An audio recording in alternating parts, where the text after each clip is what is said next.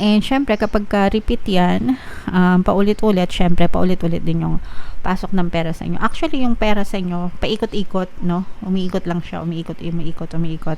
And ito yun guys, with this energy, ito talaga yung ibig sabihin niyan, hard work is paying off, no? So, nung mga unang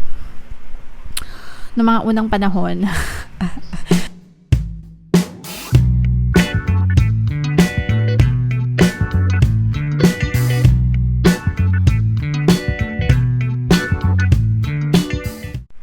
hello guys, hello Virgo, welcome back to Pinoy Pixie Tarot. Ang pamagat ng episode natin for tonight is Full Moon Kapalaran para ngayong July to August para sa Virgo, Sun, Moon, Rising, Sign, and Venus. General reading lang guys, pwedeng mag-resonate, pwedeng hindi, pwedeng positive, pwedeng negative mga kapixie. Yung pamagat ng ating full moon guys ngayong July ay Back Moon, and actually ngayong July guys, ang ating full moon ay sa July 21 and yung next na full moon naman ay sa August 19. So ang reading na to mga kapixie ay para sa period na yan. And ito yung mga messages para sa inyo guys. Your hard work is paying off. So ibig sabihin nito guys, nagkakaroon na ng resulta, no? Sulit, no?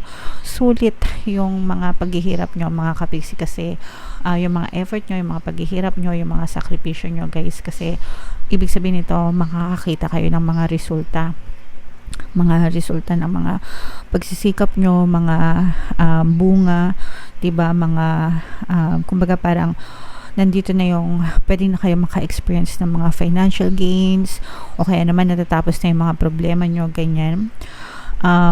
Yeah, so i-mind nyo na yan guys sa comment section. Mind rewards, mind gifts from the universe, mind improvement, no? Yan, so and attune to the moon guys, no? Make a proper plan and execute it well. So maganda talaga yung nagpaplano. Kung dati ka nang nakikinig sa channel natin o palagi ko kayong sinasabihan, ina-advise na magkaroon kayo ng proper planning, mag-set kayo ng goal sa buhay nyo, long-term goal at saka short-term goals, no? And syempre magplano, 'di ba? And kailangan i-execute yung mga plano kasi kung hindi nyo i-execute naman guys, yung plano nyo wala din, 'di ba? So dapat pinaplano tapos ine-execute, okay? And you need to be more disciplined mga kapixie, no, to reach your goal. Kaya dapat naman talaga meron tayong disiplina na magkaroon ng goal, na ma-achieve yung mga goals natin, yung mga desires natin, di ba? Samantalahin natin guys habang nabubuhay pa tayo, no, mag-enjoy tayo, but at the same time dapat yung pag-achieve ng mga goals natin ini-enjoy din natin, di ba? Kumbaga parang i-expect mo na maging successful ka kasi tinatrabaho mo na no, nagsisipag ka na, nagtsatsaga ka na, tapos natatakot ka, what if hindi maging successful, what if mag-fail, diba? So sinayang mo lang yung effort mo. Pag nag-effort ka, pag nagsipag ka, pag nagdasal ka, dapat sinasabayan mo palagi na positibong mental diet. Magiging successful din ako, yayaman din ako, ma-reach ko yung goal ko, ma-achieve ko yung mga dreams ko, magtatagumpay ako, magiging successful ako. Okay? Dapat ganun yung mindset, guys, para hindi sayang yung mga effort natin. And syempre, yung disiplina, no? Hard work will make your dreams a reality, pero it's not just hard work alone mga kapixie. Syempre malaking malaking factor yung hard work, yung pagiging masipag at matyaga, pero sinasabayan niya ng dasal mga kapixie, and sinasabayan niya ng positibong mental diet, no? Ito yung palagi kong pinagsisiksikan sa utak nyo guys, kahit magsawa na kayo sa akin, wala akong pake kasi meron tayong mga bagong viewers dito sa ating channel palagi, no? So dapat sinasabayan ng positibong mental diet yung pagdadasal at saka pagkilos, kasi kahit kilos kayo ng kilos at dasal ng dasal, pero kung ang mindset nyo naman ay ubod ng nega, wala din kayong makikitang resulta, okay? Ang makikita nyong resulta is yung kanegahan nyo, because your thoughts create, your life is being pushed out by the dominant thoughts na meron kayo sa inyong subconscious mind, okay? Okay, so for some of you, this is a very good omen for studying or teaching. Wala namang ano guys, wala namang limitation or limit kung gusto niyo mag-aral or magturo, no? So anytime yan, kahit kailan nyo gusto, go nyo lang, mga kapiks. Especially nowadays, napakadali na lang mag-aral. Marami na kayong pwedeng enrollan even sa mga online. Dito sa channel natin, may mga video courses tayo. So kahit magbasa-basa kayo, guys, no? So, yeah. Alright. Comment down below, Virgo, if feeling nyo naka-resonate kayo dyan sa mga messages na yan. Tingnan natin yung energy nyo ngayong full moon season. Shuffle ko to guys, habang sinashuffle ko to, panoorin nyo muna yung video natin regarding sa ating paano mag-manifest ng abundance video course. Kapiksi, sawa ka na ba sa mga struggles at hirap sa buhay mo? Masipag ka ba at masikap sa buhay ngunit hindi ka pa rin umaasenso? Ilang beses ka na bang nag-attempt mag-negosyo at mag-invest pero palagi ka pa rin nalulugi? Sa pagkakataon na ito ay maaaring may subconscious beliefs ka na nagiging balakid sa iyong pag-unlad at pagyaman. Introducing, paano mag-manifest ng abundance video course. Dito ay matututunan mo ma-overcome ang mga balakid mo para tuluyan ka ng umunlad, umasenso, sumagana, maging matagumpay, successful at maswerte sa iyong kabuhayan, pera, trabaho, negosyo sa labi at kaperahan ng bonggang-bongga.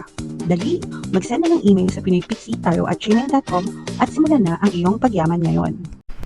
Alright, so sa lahat ng gusto mag-avail ng course guys, meron tayong promo ngayong July. Magbibigay ako ng 500 pesos na discount until July 31. So mag-avail na kayo guys, sobrang ganda talaga niyan. And meron din tayong bagong course, paano mawala ang third party at magkaroon ng harmonious na relationship. Para mawala guys yung mga kabit ng mga jowa nyo, 30% discount naman yan until July 31. So i-avail nyo na guys, sobrang ganda. So, Virgo, kayo ay represent ng Queen of Pentacles. Ito yung ating moon energy. Ito guys, combination ng positive and negative. Unahin natin tong negative mga kapiksi kasi medyo sobrang negative ito guys. Merong nagpapahirap sa inyo guys, no? You have a lot of responsibilities mga kapiksi. Tapos, iwasan nyo pa kasi yung iba sa inyo pwedeng naloloko pa kayo, no? Kumbaga, marami na nga kayong pasanin sa buhay. Tapos, yung iba sa inyo maaari pa kayong maloko, mabiktima ng pang-scam, o kaya naman baka naging biktima na kayo and until now, pinagbabayaran nyo pa rin yung mga na biktima sa inyo. Sometimes kasi 'di ba yung iba nag-i-invest sila tapos scam pala yung investment nila, tapos yung ininvest nila parang pinangutang pa nila. Okay, may mga ganun may mga nag-email sa akin na ganun, lubog sila sa utang kasi nag-invest sila tapos yung ininvest nila pinangutang lang nila tapos sinisingal sila, wala silang pambayad, yung mga ganun.